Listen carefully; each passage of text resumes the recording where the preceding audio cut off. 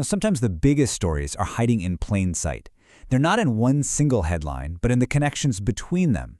Just recently, in a single 24-hour span, 3 different AI news stories dropped. And yeah, separately, they were pretty interesting. But when you put them together, wow, you start to see an entire economic ecosystem being built right before our very eyes. So let's connect the dots.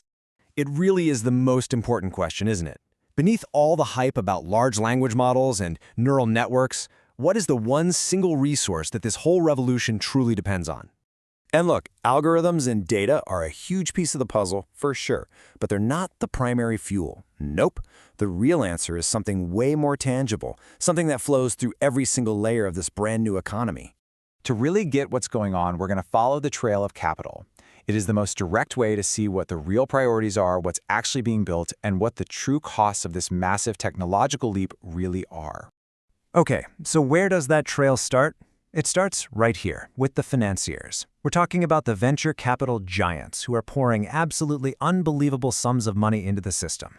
They're creating this tidal wave of investment that is shaping the entire landscape. Just look at this number, $15 billion. Now, this isn't the total for the entire industry. No, this is the latest fundraising haul from a single firm, Andreessen Horowitz, or A16Z as they're known. This isn't just an investment. This is a massive declaration of intent. And check out the breakdown here. Almost $7 billion of that is specifically for a growth fund. What that means is they're not just making small early-stage bets. They're dropping serious cash to scale up more mature AI companies. This is the kind of money you need to pay for the insane computational costs of training new models and to win that vicious talent war for the best engineers. With their total assets pushing $90 billion, A16Z isn't just a player. They are one of the main financial engines powering this entire gold rush. But, a number like $15 billion, it's just an abstract thing on a screen, right? How does that river of cash actually turn into, well, something real? Where does it actually go? Let's follow it down to the next layer. Well, that money flows downstream to the tool makers.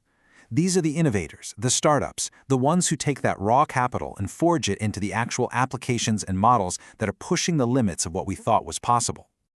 And that brings us perfectly to headline number 2 from that same 24-hour period, a startup called Boltz. Now, these guys are operating on the absolute cutting edge, applying AI to one of the most complex fields in existence, biology and medicine. And Boltz's mission just perfectly illustrates the stakes here. You've got this battle shaping up. On one side, you have Big Pharma, with their closed-off proprietary AI models, used for their own private gain. But on the other side, you've got Boltz, trying to make these incredibly powerful tools open source, accessible to any researcher anywhere in the world. It is a direct challenge to the old way of doing things. And how are they funding this mission? Get this. They just raised $28 million in a seed round. And guess who one of the lead investors was? Yep, Andreessen Horowitz. So here it is, the connection. We can now see a tiny sliver of that $15 billion river being channeled directly into a company that's building a very specific, very powerful new tool. Okay, so we've connected the money to the application. But we have to go one level deeper, because even a brilliant open-source model from a company like Boltz requires an absolutely colossal amount of computation to build and run. So what's the physical foundation for all this digital magic? And that brings us to our third and final headline, and really the foundational layer of the entire AI stack: infrastructure. I'm talking raw, physical energy.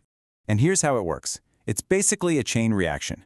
To build these next-gen AIs, you need massive data centers, and these data centers consume a truly astonishing amount of electricity. In fact, the demand is so huge now that a company like OpenAI can't just buy power off the existing grid anymore. They are now investing $1 billion, along with SoftBank, just to create new energy capacity from scratch. And don't just take my word for it. The reporting is crystal clear on this. This billion-dollar investment is specifically to build out the renewable energy infrastructure needed to run the computers that train their AI models. The digital world has a very real and very, very large physical footprint. So let's just zoom out for a second and look at the complete picture that these 3 seemingly separate news stories have painted for us. What we have is the full stack of the new AI economy. So here it is, the whole shebang. At the very top, you have the capital layer, the financiers like A16Z, with billions to invest. That money flows down to the application layer, funding the tool makers like Boltz. But that entire structure, all of it, rests on a physical infrastructure layer, the power grid, which now needs direct investment from AI companies like OpenAI just to keep the lights on. It's a straight, direct line. The AI revolution isn't just about software. It's this deeply interconnected system that starts with capital, gets turned into code, and is ultimately powered by kilowatts. Each layer is completely dependent on the others. Which leaves us with one final and pretty critical question. We've just seen the billions of dollars being poured into every single layer of this ecosystem just to run the AI of today. So as these models get exponentially more powerful, what on earth will the true cost be in capital, in resources, and in raw energy to build the AI of tomorrow?